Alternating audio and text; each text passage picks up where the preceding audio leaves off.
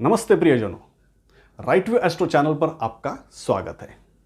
अगले महीने में अप्रैल के 12 तारीख को राहु केतु राशि परिवर्तन करेंगे। 18 महीनों के बाद राहु आपकी वृषभ राशि से निकलकर मेष राशि में जा रहे हैं। इसलिए वृषभ राशि वालों पर इसका प्रभाव भी बदलेगा, तो आपके जीवन में परिवर्तन आना स्वाभाविक है। राहु केतु के इस गोचर काल की 10 ऐसी बातें जो मैं आपको बताऊंगा, जो आने वाले 18 महीनों तक आपके जीवन को प्रभावित करेंगे। पहले इस खगोलीय घटना को समझिए, ऐसा क्यों होने वाला है। दोनों छायाग्रह राहु केतु जो हमेशा विपरीत दिशा में चलायमान रहते हैं, हमेशा वक्री रहते हैं। इसी वक्र गति से राहु आपकी वृषभ राशि से निकलकर मेष राशि में आपकी राशि से द्वादश भाव में प्रवेश करेंगे, तो केतु वृश्चिक राशि से निकलकर तुला राशि में आपके षष्ठ भाव में प्रवेश करेंगे और अगले 18 महीनों तक राहु केतु का आपके षष्ठ द्वादश भाव से यह गोचर जारी रहेगा। इसका मतलब राहु आपके खर्चे, विदेश संबंध, दूर की यात्राएं, अस्वास्थ्य, हॉस्पिटलाइजेशन, अनैतिकता, भोग विलासिता पर सीधे असर करेंगे और राहु विदेश, भिन्न धर्म जाति, कुछ असाध्य बीमारियां, भोग विलासिता, असमंजसता के भी कारक माने जाते हैं। इसलिए राहु का द्वादश भाव से गोचर आपको कुछ ज्यादा ही सतर्क रहने की ओर संकेत दे रहा है। ऐसे ही केतु का गोचर भी आपके लिए उतना ही महत्वपूर्ण रहेगा, क्योंकि केतु तुला राशि में प्रवेश करेंगे जो आपकी राशि से षष्ठ भाव में है।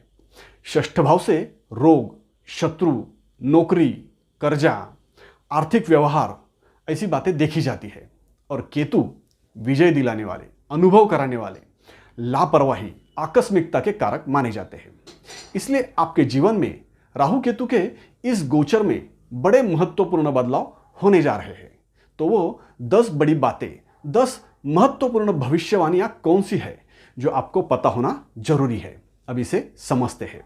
जैसे कि आप जानते ही है कि मैं सिर्फ वही बताता हूं जो महत्वपूर्ण है और जो आप अनुभव करोगे।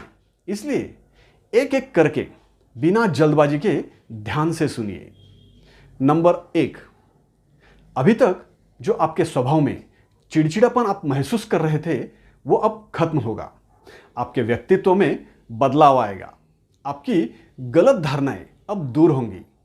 पहले हुई गलतियों से सीख लेते हुए आप सोच समझकर पूर्ण सतर्कता से अपने कामों में मन लगाओगे। लोगों को जो आपसे शिकायत रहती थी, वो अब नहीं होगी। इसका मतलब लोग अब आपसे जुड़ने लगेंगे। नंबर 2, इस कालखंड में किसी पीड़ादायी रोग के कारण कुछ दिनों के लिए आपको हॉस्पिटलाइज होना पड़ सकता है। इसलिए आपको अपने स्वास्थ्य के प्रति सचेत रहना होगा, खान पान पर विशेष ध्यान देना होगा और किसी भी शुरुआती लक्षणों को नजरअंदाज करके नहीं चलेगा। और याद रहे, आपकी लापरवाही इसकी बड़ी वजह रह सकती है। नंबर 3, आपके विरोधी जो अभी तक आपको परेशान कर रहे थे, अपमानित करने की, नीचा दिखाने की कोशिश में थे, वो सभी शांत हो जाएंगे। इस गोचरकाल में आपका पर्चा लहराएगा। किसी ने आपसे भिड़ने की हिम्मत दिखाई तो उसकी पराजय निश्चित है, लेकिन मुकाबला बराबरी का होगा। आपकी विजय निश्चित है, फिर भी आखिर तक आपको संघर्ष करना पड़ेगा। ऐसे ही ज्योतिष शास्त्र के संदर्भ में महत्वपूर्ण जानकारी प्राप्त करने के लिए मेरे इस राइट व्यू एस्ट्रो चैनल को सब्सक्राइब करके बेल आइकन भी दबाइए। मेरे इस चैनल पर आप सही दृष्टिकोण से ज्योतिष ज्ञान प्राप्त कर सकते हो और साथ ही बिल्कुल सरल शब्दों में आसानी से सीख भी सकते हो। शुरू से अंत तक अवश्य देखिए। अगर आपको पसंद आए तो लाइक और कमेंट भी जरूर कीजिए।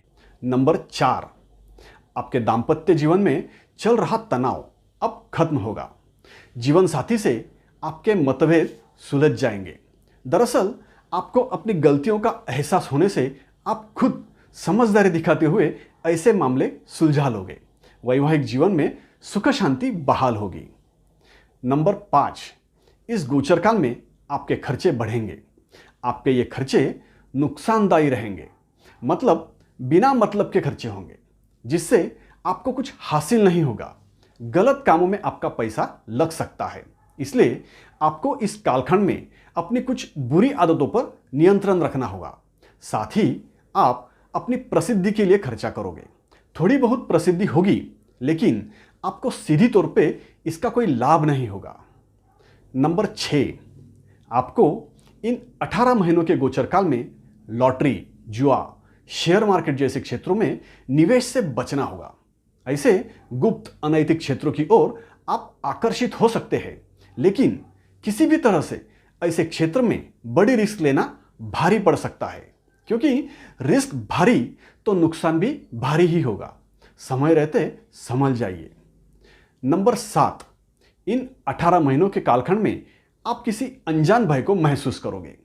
आपके मन में किसी बात को लेकर डर लगा रहेगा। कहीं ऐसा हुआ तो यह सवाल आपको बहुत परेशान करेगा। होगा नहीं होगा यह बाद की बात, लेकिन फिर भी आप एक तरह से भय से ग्रसित रहोगे। अपने स्वास्थ्य को लेकर, धन संपत्ति को लेकर, शत्रुओं की बढ़ती क्षमताओं को लेकर या आपसे हुई गलतियों के कारण आपके मन में भय लगा रहेगा।